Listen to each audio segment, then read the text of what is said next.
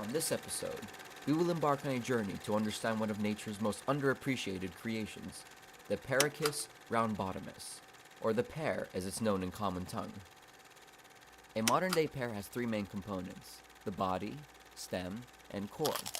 Contrary to popular belief, the stem of the pear does not represent STEM fields, namely science, technology, engineering, and mathematics. It is, as the name implies in its purest form, a stem. The fruit was first discovered in Western Europe during the Middle Ages. During this era, the standard color of a pear was actually yellow. When the citizens of France were fighting off Viking invaders in the 8th century, they decided to paint their pears green so that their food supply could be hidden in the grasslands and yet remain easily obtainable. After the siege ended, King Frederick Baguette ordered for the pears to be cleansed of their blasphemous green color, but to his dismay, they had been colored with permanent marker instead of the traditional dye. In his effort to make France great again, President Bleu Sacre began a campaign in 1789 which encouraged his citizens to repaint the pears in their natural yellow. However, the revolutionaries saw this as an opportunity to rebel against the French monarchy, and instead painted all of their possessions green. The failure of this campaign sparked confusion as to what the natural color of a pear really is, which is why yellow pears exist to this day, but are not depicted in children's alphabet books.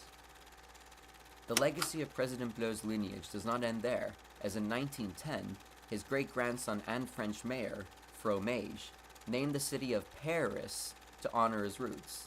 However, a young Thomas Edison had patented the fruit as part of an elaborate bet during his college education at the Cooper Union for the Advancement of Science and Arts. When the city of Paris was faced with a trademark infringement lawsuit, they dropped the letter E and changed their name to Paris. Not accepting defeat, Mayor Mage reached out to his allies in Britain for help.